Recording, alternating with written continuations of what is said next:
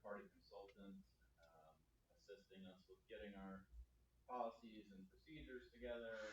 Dave did a site safety audit at Harbor Freight a few weeks ago, and sort of just getting our policies in line with where they should be now that we're not a company of 12 people. So that's all I got to say about that. All right, these guys take it away. So about a year ago, we met with Troy and his group. Who was there at that meeting in Indianapolis? Is anybody there? Okay. So we had some training sessions there about kind of liability management, multi-employer citation policy, et cetera, and as we went throughout the year, they kind of just determined that there may be some needs for us to kind of assist getting the safety program kind of up to speed. Like Jeremy said, I'm Matt McCreary. This is Dave. Dave is kind of going to be the boots on the ground when we're going to site, and I'm kind of a resource for you guys if you guys have any questions, and so is Dave. We're going to be going through a few things today. We're going to talk about multi-employer citation policy, we're going to talk about managing liability, and we're going to talk about some things that you guys can do on site to make sure that projects are rolling in a safe and compliant manner. So real quick, show of hands, who here is a PM? Okay, and who here is a PE? And then what are the other folks that didn't raise their hands? Accountants? Technical service manager. Okay. Still in the field a lot. Okay, you're in the field a lot. Engineer. Okay, so you're nerdy as us, except you're way smarter. Alright, I'm gonna pick on some of you. There's a sign-in sheet. If you could go ahead and start that. Print and sign, and then just roll it around. If we run out of room, we'll start on this one. We probably will. So go ahead and you can start this one here. So those topics that you're signing on the sign-in sheet are kind of going to cover our ass for OSHA if they show up and say, have you trained your project managers and your project engineers and people that are going to be on site on these items? Fall protection, hazard communication, inter-OSHA ladders, et cetera. Who here has ever sat through a 30-hour class? This is not that. My least favorite thing to do in my life is to teach a 30-hour class. And you think it's bad for you guys. It's really bad for us. Okay, so I'm just going to jump right into it. Did you? Really? Well, then you had a good instructor. And I'm not saying it can be important, but 30 hours of speaking. Instructor, so it's different than sitting in front of a computer and watching it. It's way better. And we do live instruction too. It's just very hard on. I'm not saying it's not instructive. I'm just saying it's very hard on just my mental state as a person. That being said, he brought up a very point.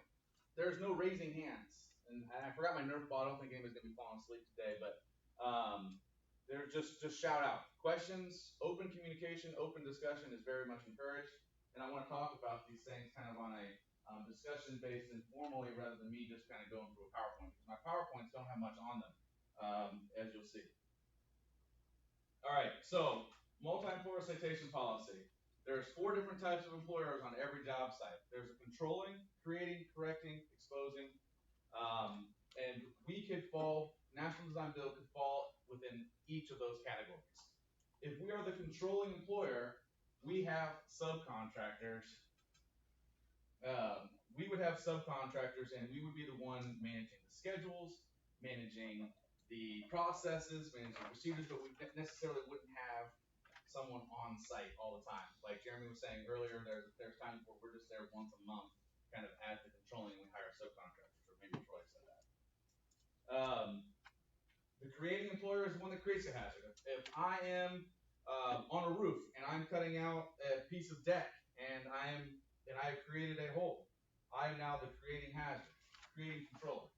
I've created that hazard, and therefore, typically, contractually, I am also then the correcting employer, meaning I'm the one that needs to then cover that hole, secure it, mark it, etc. Exposing contractors can be anybody that's walking around the project, and that's something that you guys need to pay attention to. If you see something that the general contractor has created or another subcontractor has created that's exposing your personnel to a hazard, be it rebar caps uncovered, be it elevator shafts not guardrailed, etc., your people are still exposed to that hazard, therefore we need to correct it. So any work site, permanent or temporary, where more than one employer works, but usually, and not necessarily at the same time. This this multi-employer citation policy, so if I hand, what was your name again? Right.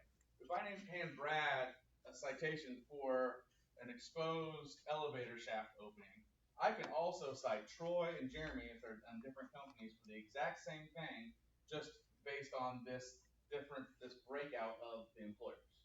So Brad's the creating, but Troy was the one contractually required. He's the framer, and he's required to do all interior guardrails. So we can cite him because he's the correcting, and then Jeremy he's the electrician, and he's walking through, and he's just on that floor, and so he's the exposed. So this whole legality of this law has been upheld in almost every district except for Utah, which is currently incompatible with Utah law. So you would kind of go back to your 10 years ago and how OSHA would cite.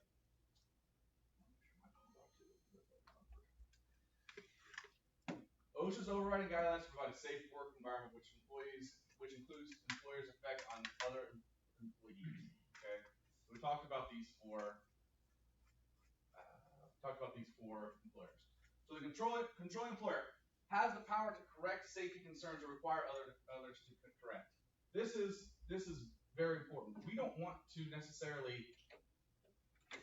Who is on a project where you would consider yourself a controlling employer based on the definition that I've given thus far? You're controlling schedules. Even if you're not controlling the general contractor schedules, you have subcontractors in which that you are coordinating with. Is there any people that would consider themselves a controlling employer?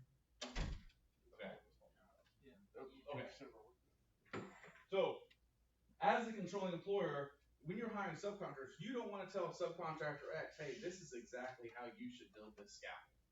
You hire the subcontractor because they have an expertise in scaffold building or whatever it is, or they have an expertise in using an area. But what you can do is you can recognize an unsafe hazard, and you have the stop work authority to say, hey, listen, we got to stop the work, we got to bring you guys down, and we got to get these issues fixed.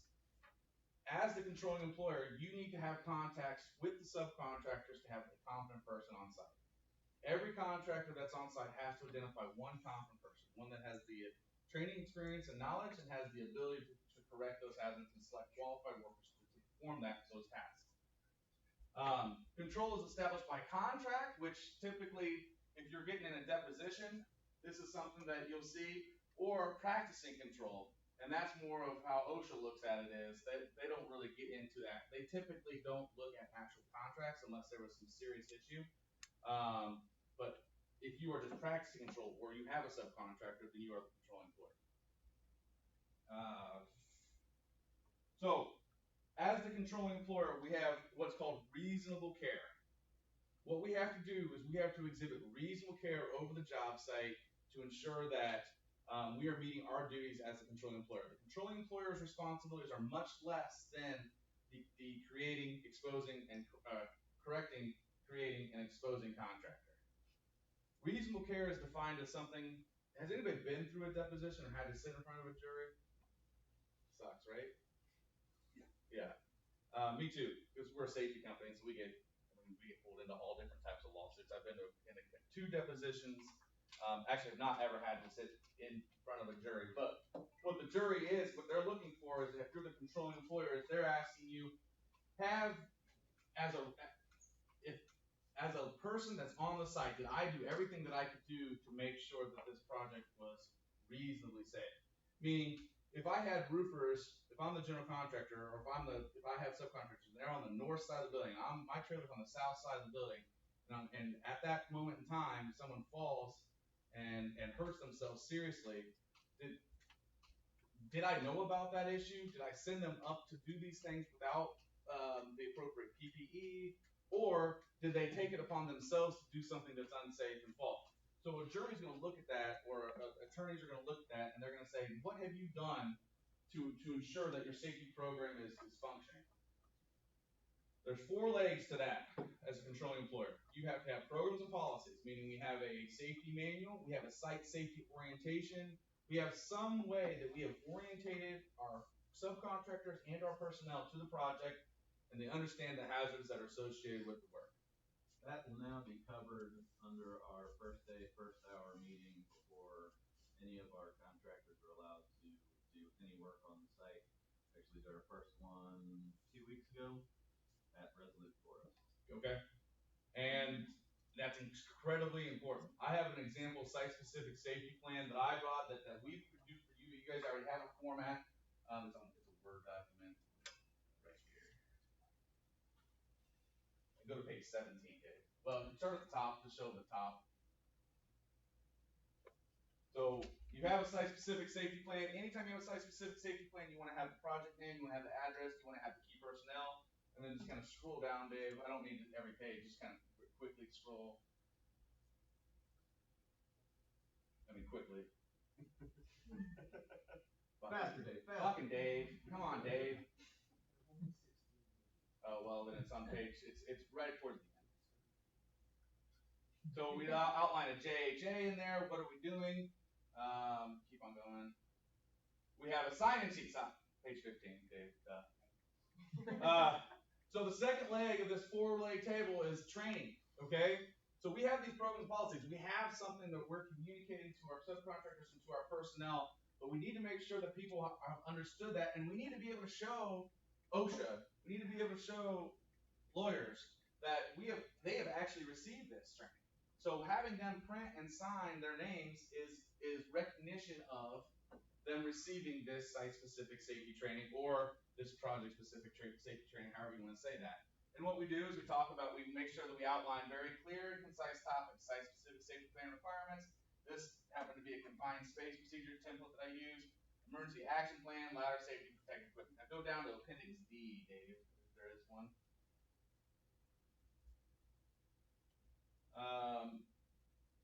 So we have emergency warning. Where's it go? Keep on going. Oh, no D. Okay, so Appendix D would be a fall protection plan. Meaning we would outline, are we using warning lines? Are we using covers? We have it broken down into zones. These things need to be clearly defined by you as the controlling employer when you have a site-specific safety plan. The site-specific safety plan needs to be actually reasonably specific. It doesn't have to contain every little task that you're doing, but if you know you're going on site, you're going to be using aerial lifts, scissor lifts, scaffolding, ladders, and you're going to be working on the roof. Those 5 different things should be broken out in 5 different zones, where it's very clearly and concisely laid out of what the expectations are of the personnel. Okay, go back to the PowerPoint. Yes. Question on the signature page. Yes. So Jeremy mentioned our first day, first hour meetings. Generally, you start a job with 2 guys, and then it ramps up to however many, and then it ramps down. Right. I mean, from our business model, we're traveling to a site right before they start work, and not everybody that's going to be on that job site going forward is going to sign that. Right. That's a gap. That's a liability gap. So what we would ask her to do is you guys assign a competent person. When you leave, you have someone that's a lead guy or gal on site. From our subcontractor. Then you need to ask them, and maybe you can put it in a contract language, just a line item that says the competent person will be responsible to orientate all subsequent personnel mobilizing to site of this program. Because if we're not having signatures of our site-specific safety plan and these rules aren't communicated, that's a huge, in the whole industry, a lot of folks, you're not hiring temporary labor necessarily, but like a lot of GCs, they'll hire temporary labor just to come in and clean the project out. That's a huge liability for them because technically under OSHA and under workers' compensation, those are then their employees. And so just like we have to send all of our employees through certain safety trainings, those people have to have some level of communication of what the safety is. So getting those signatures is something that I would start. And Jeremy, you had hard hat stickers. Is that something that you're going to be starting to implement? Or? Yes. Troy and Rhonda are actually putting that together. So for each new site that we're on, for after our first day, first hour training, they will get an EBS training sticker to go on hard hat. I would make it so you're saying it's going to be a pretty significant challenge to get everybody that's coming to the site to sign off on this.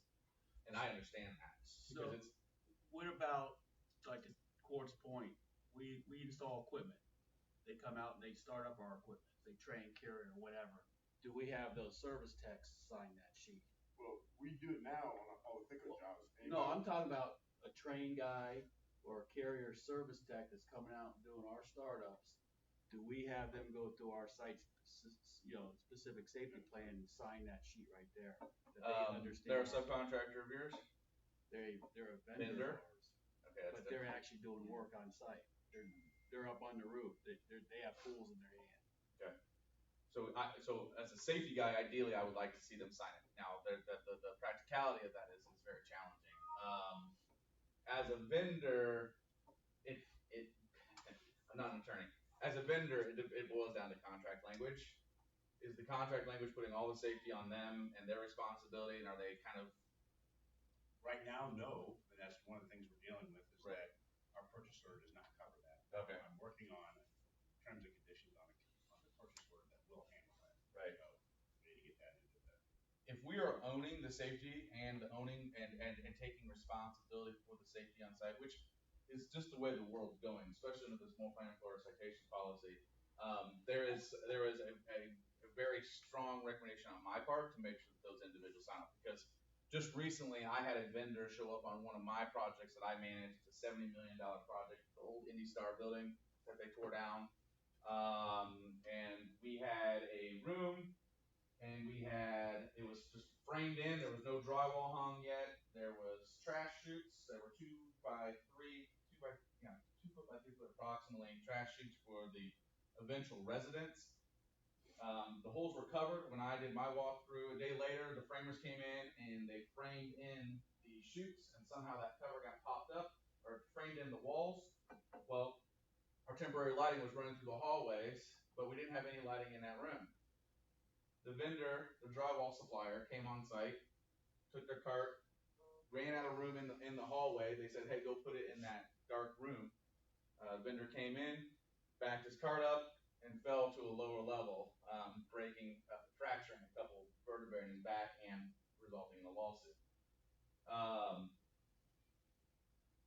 That vendor had signed our site-specific safety plan that had outlined that appropriate temporary lighting is required. Okay, now I'm not sure. Typically when you get sued, it takes 2 to 3 years just to figure it all out. So we're just in the infancy stage right now. But during discovery, when their attorneys come at us, we're going to make sure that we show them, hey, this individual was orientated, plus his competent people were orientated. They understood that if there was an unlit area, that they need to provide their own lighting to make sure that it was safe. I don't know if it's going to help us or save us. I mean, just so you know, insurance companies really don't want to go to court. They settle almost all these cases.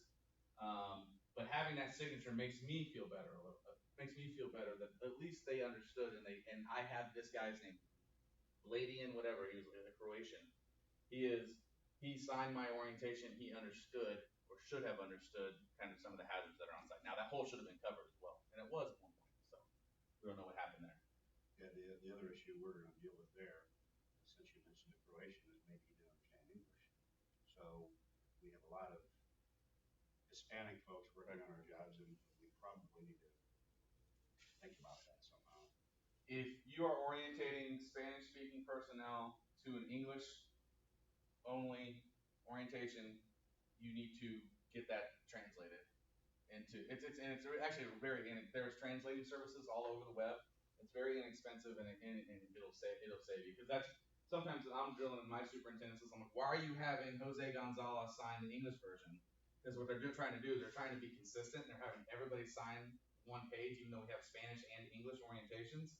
Like, no, have them sign the Spanish version, because I'm always thinking about if I'm talking in front of an attorney or a jury, like, how am I defending myself? That's the way I think. They're thinking, well, is this one or two? My paper's better organized. Okay, so that's something that I would highly recommend. If you have an Hispanic workforce and they cannot read and understand English, then So we provided the documentation, but to my knowledge, none of us speak Spanish. How do we orientate them on the job site? So this is going to sound really callous, but I'm going to say it. I don't care if they took 5 seconds to read the thing, or they spent the actual 20 minutes to read the thing, or the hour. I want the signature. I want them to say that they understood that when we're working on the roof, that our water lines would be 15 feet back, that if we're in inside the controlled decking zone, that we have to be 100% tied off, that we know that the 6 foot free fall, and all this stuff that we're gonna talk about later in fall protection, I want them to understand that we have that expectation. Because oftentimes, when we're working as a controlling employer with a general contractor, we have an orientation packet, and we say, listen, you guys, your comp person needs to run you through this. And we have some guys that say, in 5 seconds, they sign it, and they hand it back, and we give them their hard hat stickers. And sometimes we have companies that spend 20, 30 minutes, go through the actual training, and do it.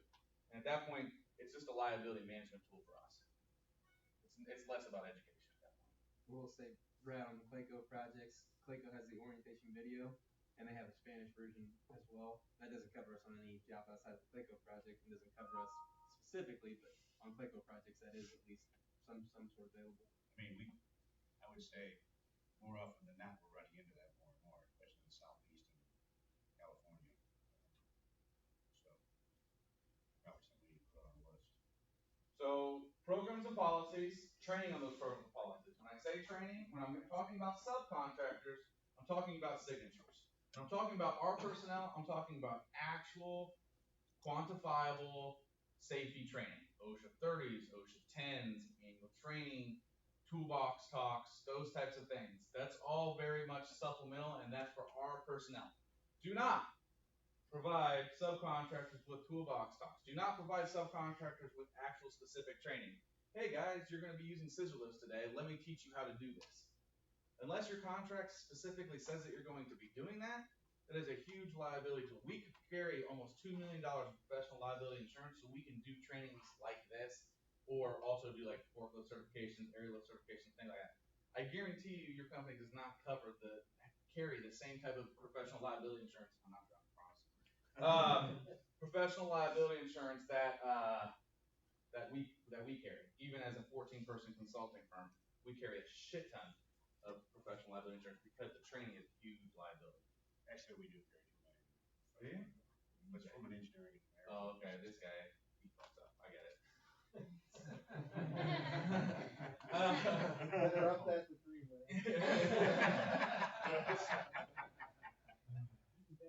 All right, so we're on the second leg, training. Can anybody guess what the next leg is? I mean, probably not.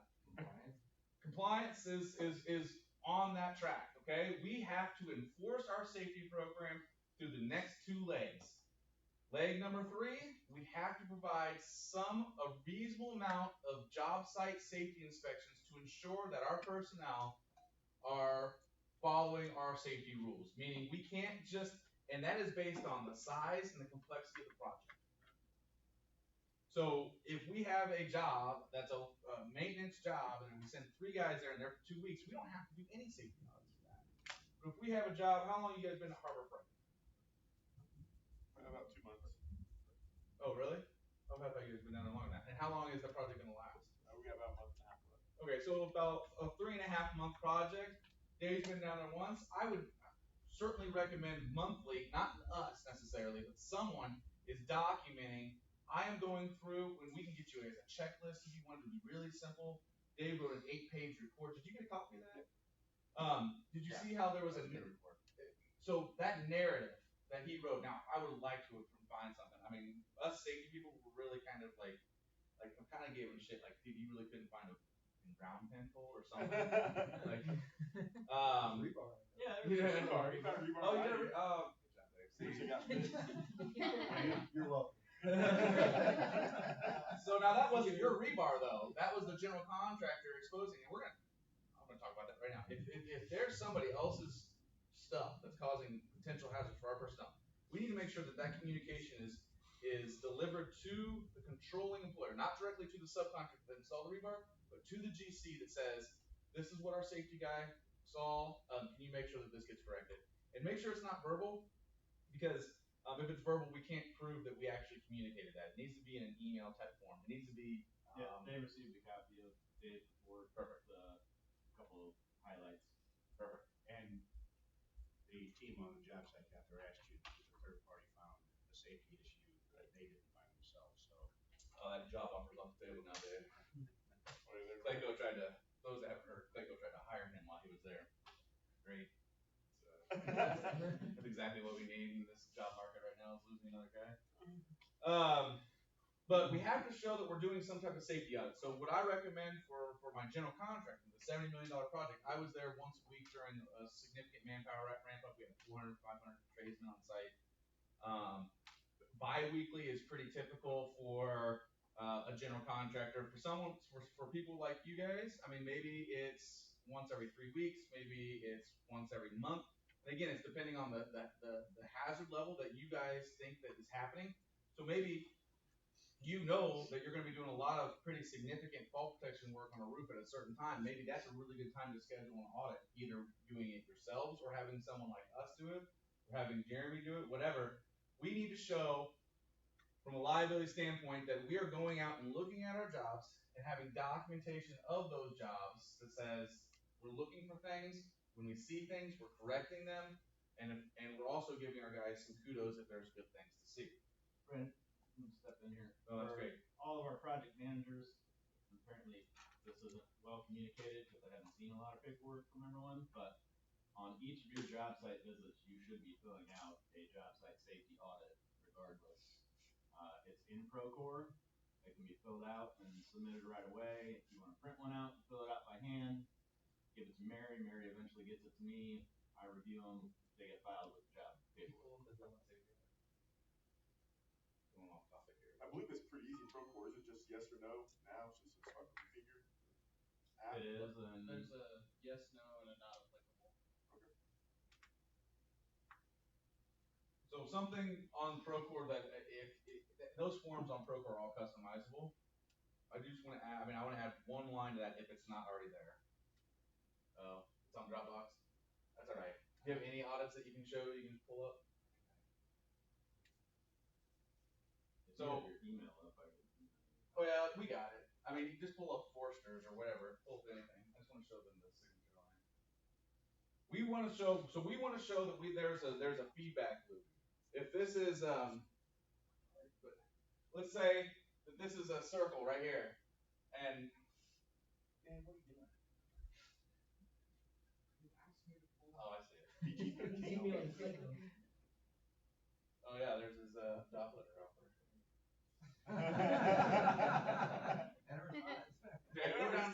So we outline different observations. Troy bought these guys really nice harnesses. Okay, right here. This is very important. After all corrective action is completed, please sign and date below and return to the safety officer, return to the corporate officer, return to Jeremy, whatever, return to whoever, you can say that.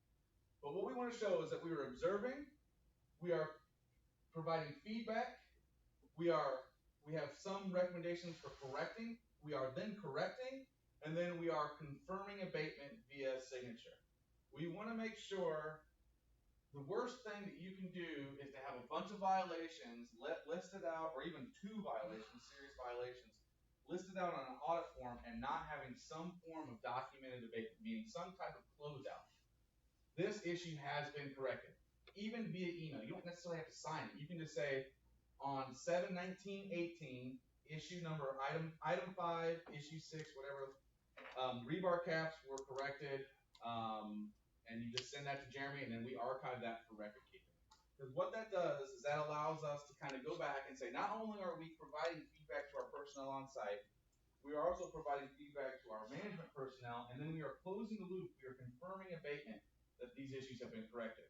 So I'm gonna use the elevator shaft again as an example. If I have an elevator shaft and the guardrails were down, and we recognize that, we put it in a report, we put in a report that was immediately corrected, and then we have these guys sign it, and then 2 weeks later, someone falls down that elevator shaft, but we're now on the 3rd floor, this is on the 2nd floor, we can go back to our audit reports and say, when we were notified of this, when we knew about this issue, we corrected this issue. Knowing is, if you know about issues, you have to act. OSHA and attorneys and juries and people like that you're not omnipresent. You are not God. You are not required to know everything that is on the job site. Okay? They just want you to make sure that you are exhibiting reasonable care. So when you do know something, when somebody sends you a report and says there is something wrong here, then that is when you need to act. And I always see something, say something. motto for the terrorism thing that kind of applies to safety on site. If you see something and it's part of your work area or it affects your workers, you need to say something. And I'll go even further. Saying something's not enough. You need to write it up. You need to. I would even go as far as saying if we see any safety issue, we need to notify the controlling contractor so that they can get to do it.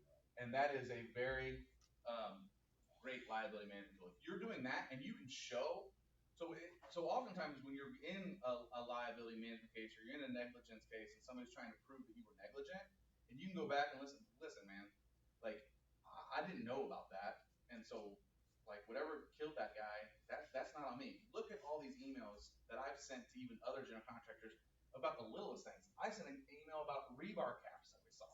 Like, you think I'm gonna walk by this fucking hole if I didn't see it? No. You know? And so that's the kind of stuff that really kind of, it builds your resume of caring about safety, okay? It builds your repertoire. Is that right?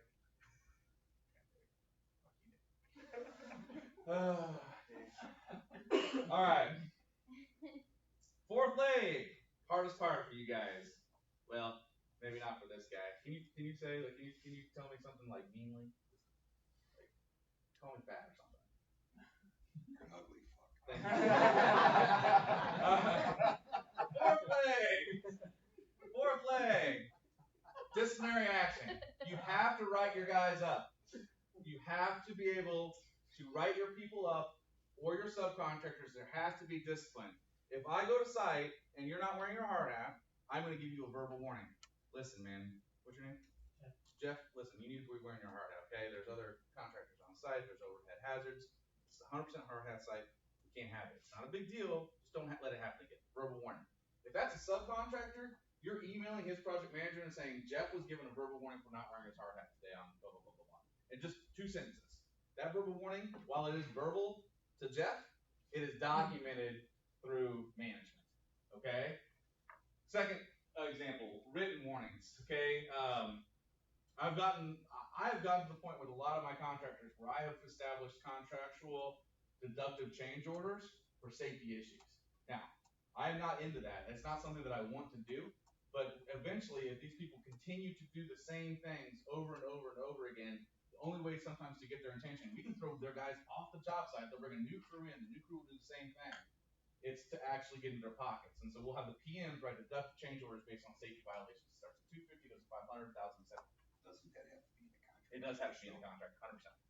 Yeah, you cannot just start writing deduct unless you think you just got your pink. I mean, unless you try to slip one in and see if they, you know.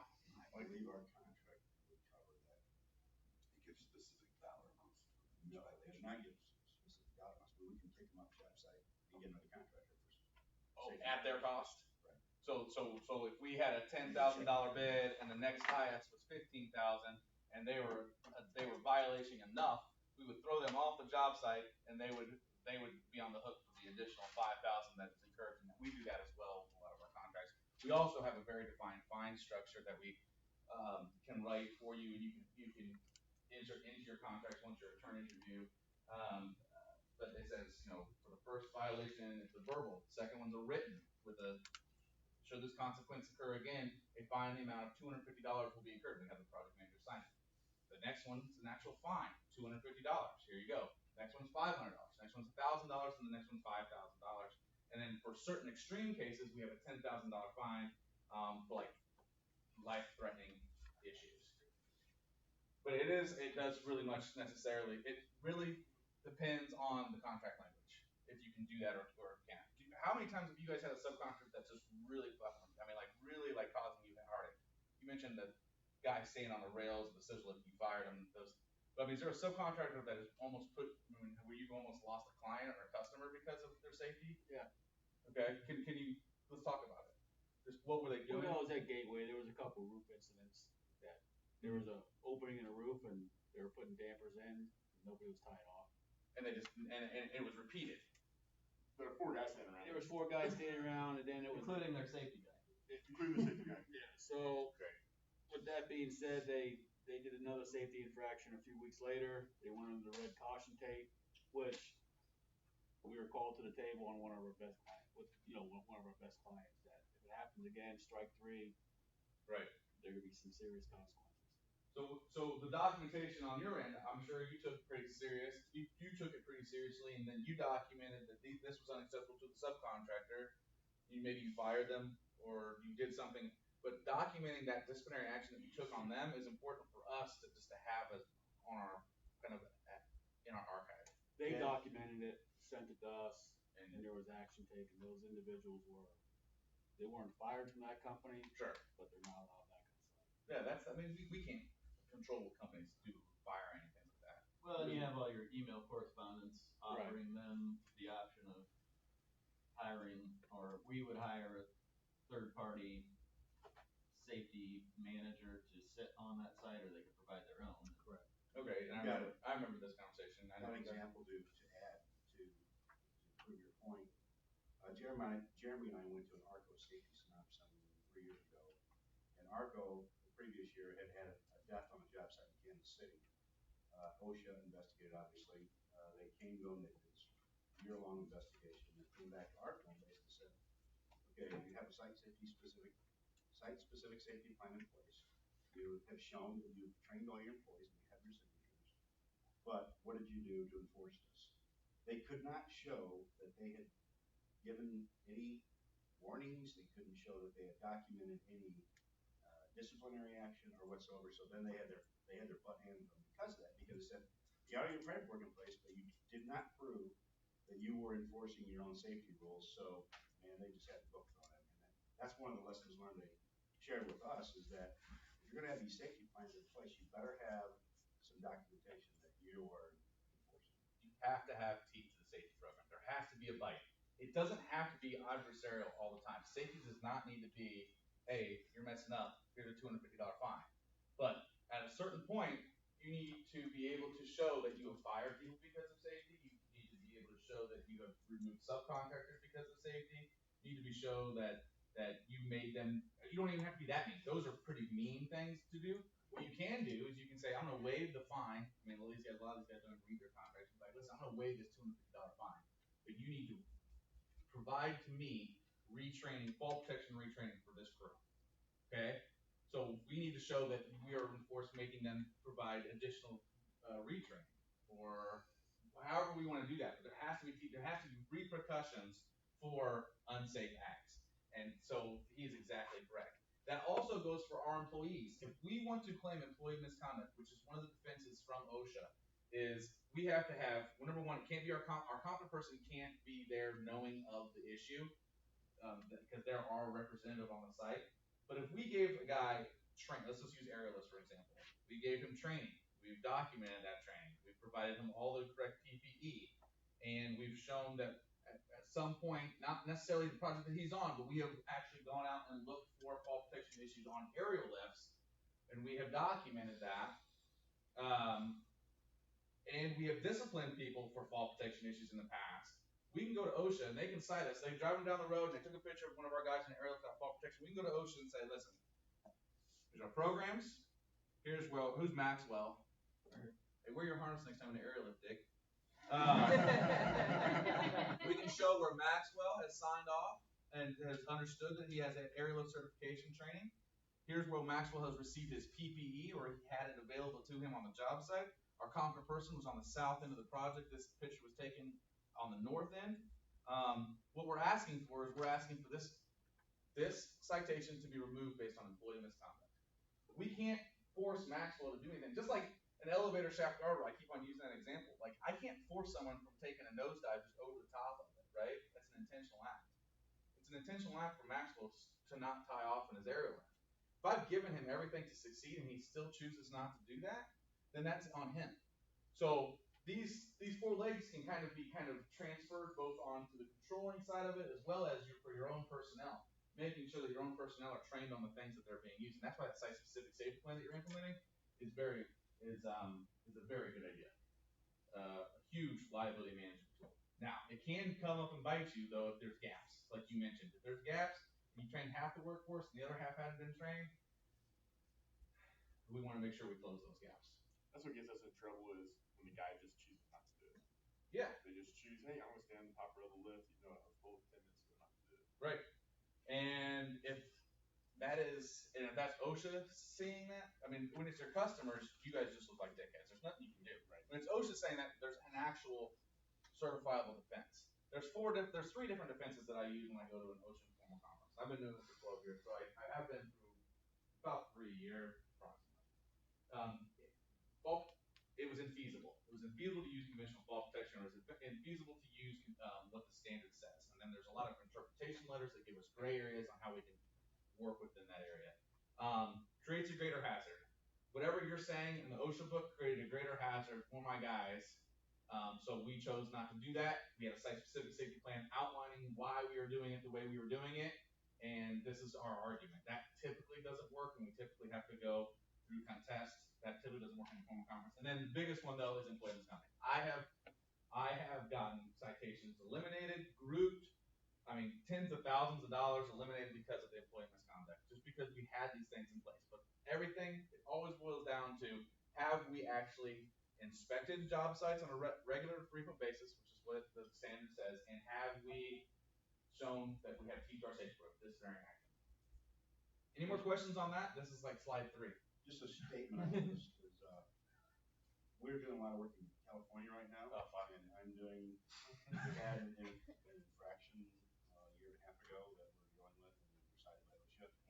Anything you're talking about here, if there's any specific Cal OSHA things that you need to be worried about, which way you want? Cal OSHA is, I'm slightly familiar with it. The Engineering Illness Prevention Program, you have to have those additional programs and things. I am not familiar with how they go above and beyond the state-run programs and the federal-run programs. So Indiana is a state-run program, but it's exactly the same as all the federal programs: Ohio, Illinois. Michigan's a state-run program. So the only state that's different is California. So what's great about Dave is he's a really good researcher.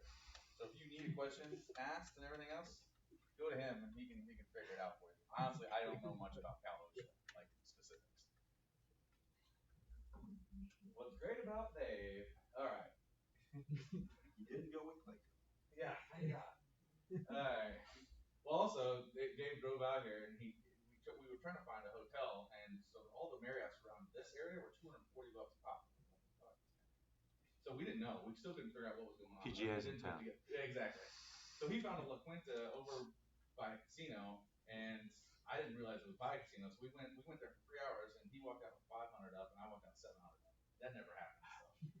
So my last $25 spin on the Wheel of Fortune slot, which I played craps and poker earlier. I'm not the system guy. I hit $1,000. Yay for me. Right on. Right on. Did you guys win? I mean, you won. 250 last Yeah, there you go. All right. How much did you lose? Vince lost. All right. Exposing employers. Employees directly expose the hazard. If the exposing employer also created the hazard, they may be citable as both. That's a good point that they haven't mentioned.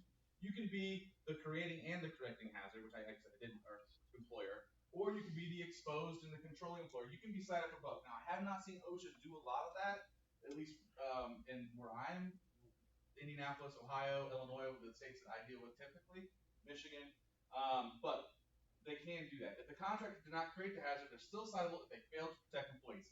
Sometimes protecting employees is simple as emailing the controlling employer and getting it fixed. Okay? Sometimes protecting employees is like, listen guys, these masons are a shit show. You can't even get in the building without having to dodge CMU block falling from the air. We're not working until these guys fix this shit. Or we're making the entrance, the south entrance, our only entrance to go in and out of the building, and documenting that in a toolbox type format. So protecting our employees can come in a variety of shapes and sizes, I guess.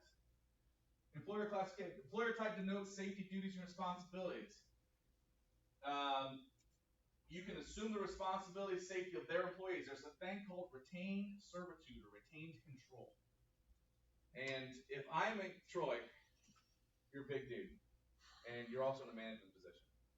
If you tell me, Jose, I'm Jose, and you tell me to go fix that elevator shaft, come on, guys, I'm the Masons, you're with National Design Building.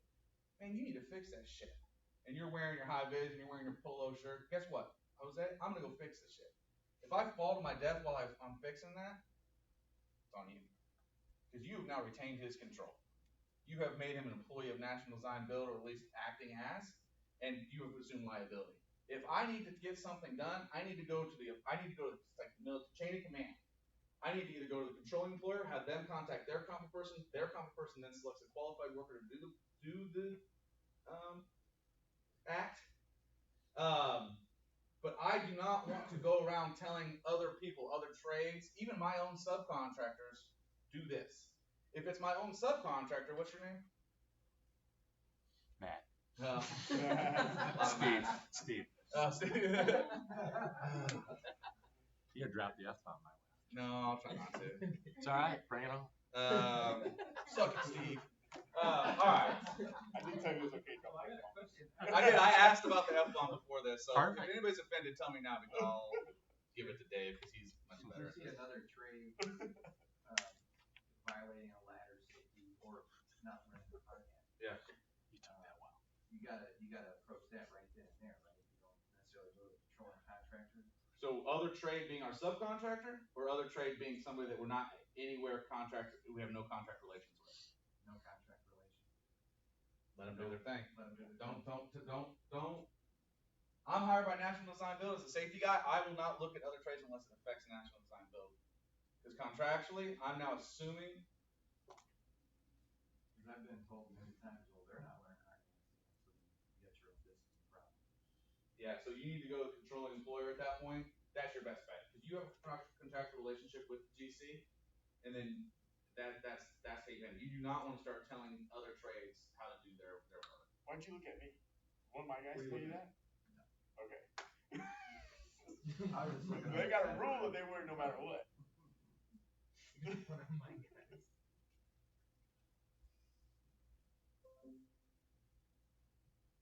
They may even give you a lip on it.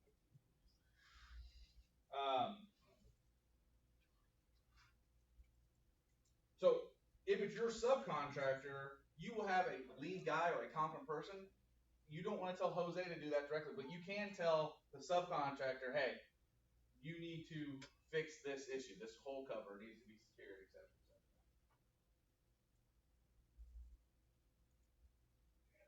Are you pulling up a hazard picture? There's a window opening that's not guardrailed.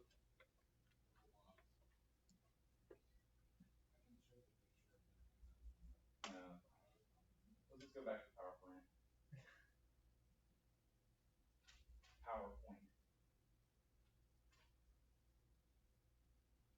But so as the GC, if we have several large openings, windows throughout without any guardrail systems, we need to make sure that is a recommendation that these are corrected, and in a timely manner that these guys show that they're corrected. Not really. Okay. Any questions on retained service? I mean, that's a huge, like, I'm not an attorney, but that's a huge kind of like, people study that for like semesters, retained control, retained servitude, and that is something that you really go down the rabbit hole on that. But the basis of it is, do not tell someone to do something if you're in a position of authority that you don't have a direct relationship with contractor. Okay? Not creating safety hazards. Okay, assuming responsibility and safety of their employees. Okay, not creating safety hazards for the employees of other subcontractors. Again, we have to fix our stuff if we're looking for it. Identifying employer category, contracted work activities. Contract language matters. I've said a million times. So our work activities, if they're directly related to another contractor, then and we're working on top of another contractor, but while they're exposing us, again, that's just a communication either during the progress meeting or to the GC so that they can coordinate that. Obligations may be assigned by contract. Things that we're looking at is how shit rolls downhill when it comes to contracts. How much responsibility is someone like Clayco putting on us for our subcontractors? Okay, how much responsibility are we putting on our subcontractors based on our contracts? Getting your attorneys to really carefully consider the contract language and how that's written can be the difference between a $10 million settlement and a $50,000 settlement. Work activity matters. Things that you do if this is a good example.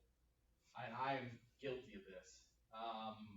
Sometimes there'll be a guardrail down, and I know it's dangerous. No one's around, and I'm a safety consultant, but I want to fix it. So I pick up the 2x4, put it up. I go borrow a hammer, and I hammer it myself. Okay. Kind of assumed by my actions that I'm now responsible for that guardrail. Okay. That's a very hard thing to do for most of us. Most of us want to just kind of fix it, but really the appropriate action would be for me to sit there, call the guy, say, listen, I call the superintendent, I can't walk away from this issue. I'm on the 3rd floor, east end.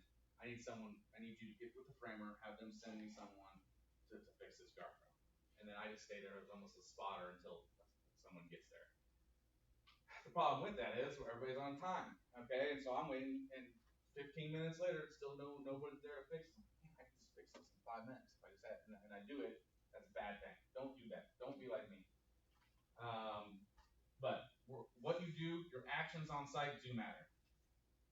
So do you have to stay there and protect it? So first, yes. So I was the representative of the GC, and so just as my conscience, I mean, it's a 40-foot fall, right? Like my conscience just wouldn't allow me to walk away from that. Especially if I took a picture and I walked away and I put it on the report, and then I found out I sent the report, but the exact same time I sent the report, somebody fell down that shaft because the report didn't get there in time. That's a huge liability for my firm. So your actions do matter, but sometimes, life, time, those types of things get in the way. The reasonable care is the minimum. Again, I want to emphasize minimum level of expectation in which employees are responsible for meeting. So, as a controlling employer, you have a much less responsibility than you do as the creating and correcting. Say that again. Reasonable care. So, as the controlling employer, you're not there. So your subcontractor that you hired they have a competent person on site. They have a guy that's leading it. They're watching. They're there 8 hours a day, 10 hours a day, doing the work. Us as the controlling employer, we got the job. We get it. We're on site once a month, once every 2 weeks, whatever. Our duty is much less because of that relationship than what they have actually performing the work. So the GC has less responsibility than we do. Correct. As the ones that are doing the work. That's correct. Responsibility to get issues corrected, because again, they cannot be omnipresent. They do not need to. They can't know of everything that's ongoing on site. So they hired a masonry company to be experts in building frame scaffold and protecting their falling object hazards, et cetera, et cetera. Now, as a GC or as a controlling employer, if there's a plain view hazard, you guys should be able to recognize that. There should be some hazard recognition. What if you're creating an employer? Okay. Okay. You create a hazard. Yep.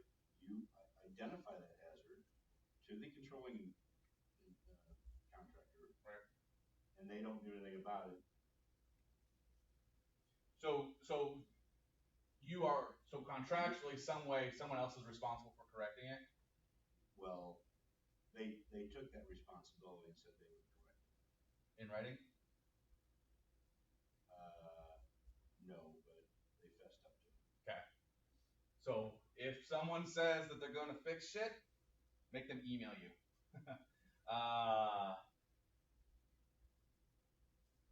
If you create the hazard, you have to take necessary steps to make sure that other trades aren't exposed to that hazard.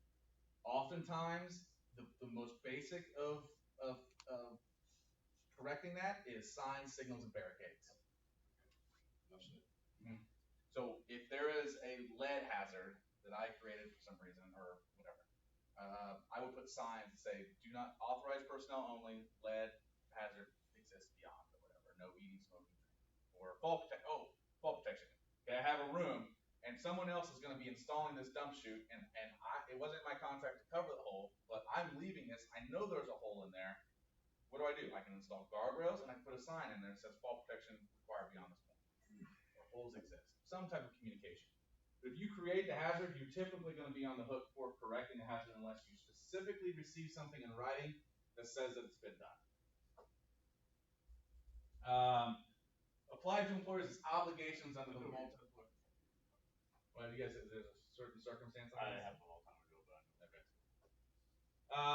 Reasonable care. OSHA checks to see how obligations are met based on project scale, speed and the dynamics of the changing hazards, how often you're inspecting or auditing your projects, and then how much you knew and expertise. I always say if OSHA shows up on site and I hear, hey, this is Andre from Indiana OSHA or whatever, Michigan OSHA. I observed your roofers, your subcontractor working on the north end without fault protection. Did you know about this? The answer should be no. I didn't know this. But let me tell you what I'm going to do. Just stay right there. I'm going to go stop the work. Not going to tell them how to do their fault protection, but I am going to say, stop the work, get down. OSHA saw you doing things. And then what you can show is, listen, 2 weeks ago, I did a safety audit, and all those guys were wearing their fault protection. I walked out there earlier this morning on this end. The guys that are working on this end, as you can see, they're wearing their fault protection. If I would have known about that, this is the disciplinary action they were taking. So 2 weeks ago, when I found them not using their fault protection, here's where I wrote them up. Here's where I sent an email to their project manager saying that this is unacceptable, and here's how we correct. That's the kind of response that OSHA wants to see as far as seeing how your obligations are met, especially as the controlling employee. Any questions on that? Reasonable care, obligation is less than the subcontractor, inspection frequency is typically less than subcontractors, and then subcontractor safety record may require greater frequency. If you hire a subcontractor that you know has a bad safety record through your pre-qualification system, which is incredibly advanced, and a lot of contractors don't do it, and I would not expect you guys to pre-qualify your subcontractors to a huge extent, but do you guys look at their EMR or their TR? Okay, so if you know you're hiring a subcontractor and their EMR is 2.0, 2 times greater than average, then we probably need to be doing more frequent safety audits because Or not hire them for a place. okay, you have a 1.0 cutoff ish area. I'm not judging you, dude.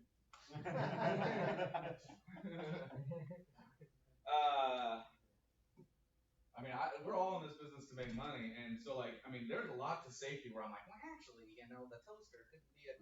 And I hate being that guy, but I try not to write that kind of stuff up. But there's some shit. I mean, I've had 2 fatalities in my career. One of them was a weird roadway deal, and another one was a straight line wind knocking over a masonry wall, killing 3 dudes. So I guess it's 4 fatalities.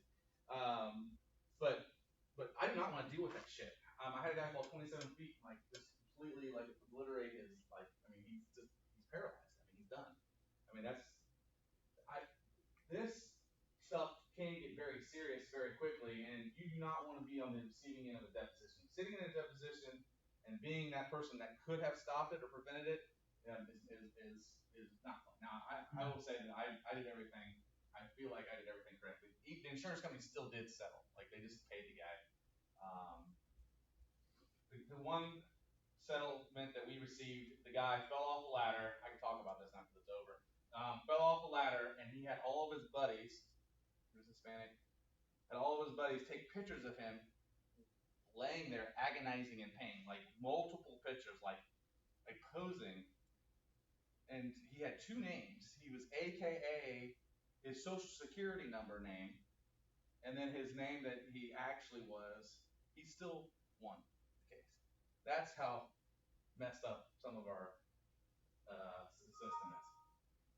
So, controlling employer, reasonable care responsibilities. We create a site-specific safety plan, or we have a site-specific safety orientation. Those are kind of one and the same, depending on if we are actually self-performing any work or how we're doing it. Enforcing safety policy, we talked about that. Provide general supervision, keyword general. Again, we are not providing a full-time person supervising 100% of the time. Fill budget and schedule requirements. This is a definition. If we do this, we're patrolling. Exercise authority to correct hazards and direct others to do so. Conduct frequent and regular inspections. That's straight out of OSHA. That's how they define it, frequent and regular. I found that every 3 weeks is pretty adequate. Once a month will probably get you by on most of your projects. But you do want to make sure, that, like Jeremy said, if he's not getting that paperwork in Procore, we need to really, if I'm going to give you one goal coming out of this, and we're only in our first hour still, which again, I'm on like slide 10. But one goal for you guys is start doing your safety audits. And do not pencil with those safety audits.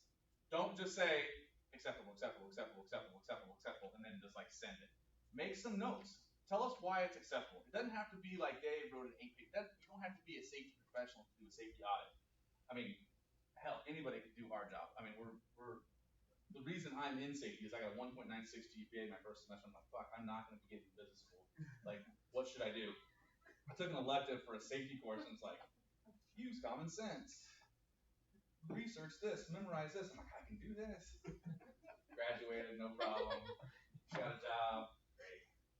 So you weren't the valedictorian. I was not valedictorian. Hey, I got high school was no problem, but college, okay. So that's my one goal for you guys is if you're listening, those of you listening in the camera, is that the camera?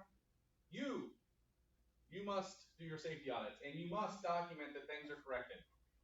You need to say this item was corrected immediately at the time of the report, or you need to say I communicated with Justin Smith and he affirmed that this will be created by dot. And then in Procore, I'm sure you can go back and update it and say, Justin just confirmed that it was, or Justin emails you, say, Justin, hey man, you make sure you email me once that's correct, and then you just put that in the file folder, whatever you want to do. Document that stuff. That's incredibly important. Safety meeting. I should have changed this. Don't look. Progress meetings. Okay. Just talk about safety issues. Don't actually train people. Don't actually train your subcontractors. You need to change that slide.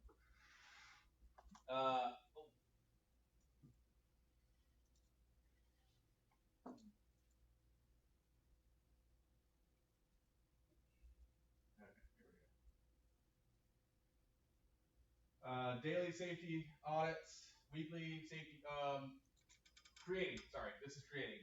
So if I'm creating, I'm doing some type of daily safety inspections. Those don't necessarily have to be documented, but it needs to be something that's in there, actually maybe an employee handbook for the common person, or the foreman knows that he needs to be doing a daily checklist. We recommend that we recommend that for your own personnel, your people performing work, that you are doing toolbox talks. And if you can make them specific to the work, then you should do that. An effective system to enforce correction of hazards. Were the hazards recognized, and are any hazards upcoming that are foreseeable? If we recognize a hazard, obviously we have to abate those hazards, and if they're foreseeable, and most hazards are, then we need to put a plan in place to make sure that those are recognized. The things that aren't foreseeable are like other trades dropping shit from heights. Like, that's really hard to foresee. There's things that you can do to mitigate those issues, but it is something that is hard to do. But if we know that we're going onto a roof, or we're going up into a rafter system or a truss or joist, and we know that we're going to be working heights, and we know that the joist systems, for whatever reason, aren't able to support 5,000 pounds of anchorage, we need to come up with a different fall protection system to make sure that those hazards are corrected. And then, if no authority to correct a creating hazard, controlling employer must be notified. Correcting employer, it's the same deal. Exposing employer, same deal. But again, we talked about how those kind of, it varies based on each of the things. On exposing employer, again, we're exposing employer anytime we walk on a job. We are the exposed employer anytime we walk onto a project. And it doesn't just have to be our guys performing work. It can be you as the project manager. It can be him as the engineer. Okay. Obligations to avoid a citation. Address hazard with controlling or correcting employer. Inform employees of the hazard and reasonable means to avoid the hazard. And again, if we're informing employees, we want to make sure that's documented. If you take a phone call and you call Jack, hey Jack, I was on the elevator, follow up even just in your daily notes on your Procore and just say that you had a conversation with Jack about the hazard. Okay, just document it so we can. And I know it seems like a lot of documentation, but if you're just thinking of these things, it just takes a second. Like, Jack was notified of elevator shaft on the second floor, be little avoid. If the hazard is serious or life-threatening, employer must remove employees from the work environment. Owner responsibilities, we don't really need to get into that. Contract language mostly affects controlling and correcting, and it defines who holds specific responsibilities. And again, we talked about the assumed obligations.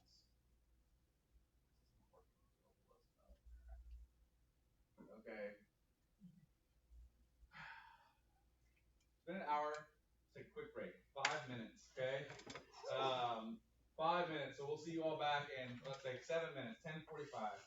10:45. Then I got it. Pizza's just 11:59 now. I do, I don't want you guys making fun of my hairdresser today. My one's the red one. The red one. Okay. Thank you, Abby. I'm on it. No problem. Can you email something to me?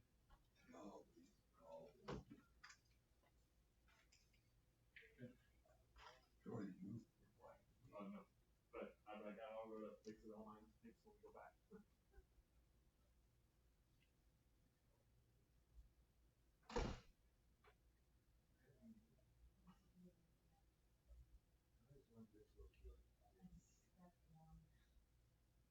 I stepped incorrectly.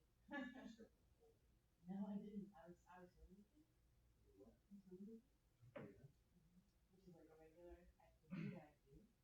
So I'm not even sure why that night I decided to just become this something.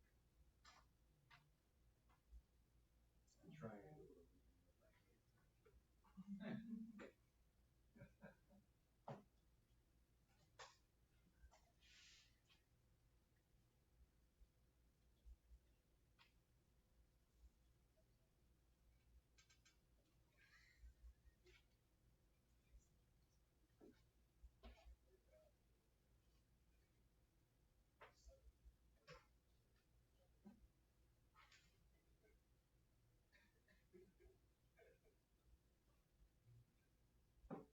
The longer she talks, the more I can stop breathing, and I'm like, yes. Is it? All those beef